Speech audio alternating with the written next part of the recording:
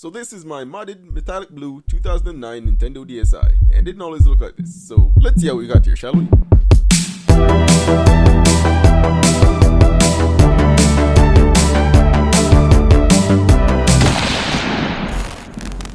So the story begins as such. I never owned one of these growing up, however I did find them interesting, and so I kinda always wanted one.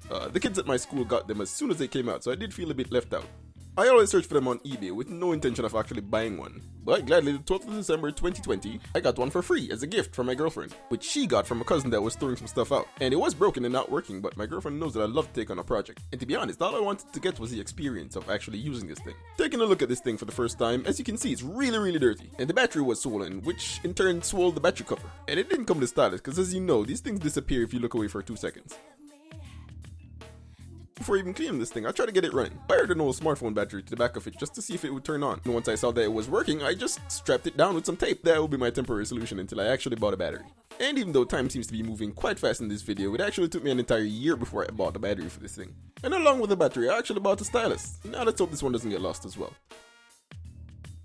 But let's not get ahead of ourselves, because before all of this new stuff, while it was still running off the phone battery, I decided I would soft mod it, which is a whole long process that I'm not going to cover in this video. But first it began with removing this parental lock. And while I'm close to and have a good relationship with the previous owner, I knew she wouldn't remember this password. Seeing that the last date registered on this thing was from 2014, why I googled some sketchy ways of getting it off and I got it off. And I'll probably drop a link in the description of the video that I watched to get this thing off. Or maybe I can make a video about that, let me know in the comments. And after I got that removed, I started the tedious process of getting this thing soft modded. And bada boom bada bing, I can play games from my memory card.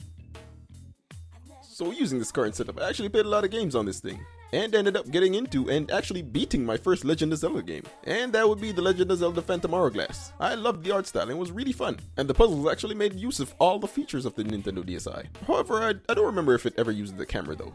Even a game that I didn't really like per se. And as much as I always loved the Grand Theft Auto series, I always hated Chinatown Wars. However, the DSi actually made me fall in love with that game. And to this day, I actually still pick it up and play some of the drug runs.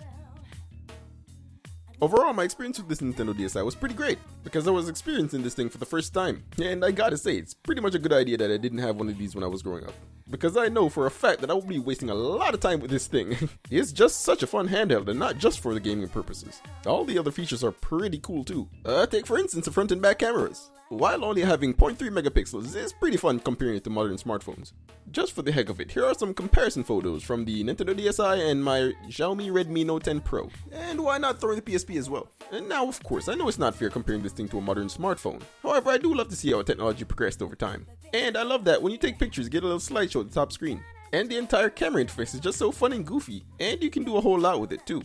I'm not gonna really talk about the microphone because I never really use it that much. I know you can use it to make music and do a lot of cool recordings and stuff, but I never really used it. I never really got into it. So maybe I'll just leave that for another video. And it kinda sucks that this thing couldn't record any video because I kinda wanted to compare it with my PSP camera footage, which you will see a bit more of in a future video. I'm overall glad I got to experience this thing, and even though it's just sitting on my shelf for the longest while, I do take it up from time to time to give it a play. But for the time that I've been using it, it's been one of my favorite handheld consoles to use. Not beating the PSP of course, but for the creativity, I really love what Nintendo did with the hardware, and I guess they kind of re-embodied that in the Nintendo Switch. But I am glad that I got to fill that missing part of my childhood.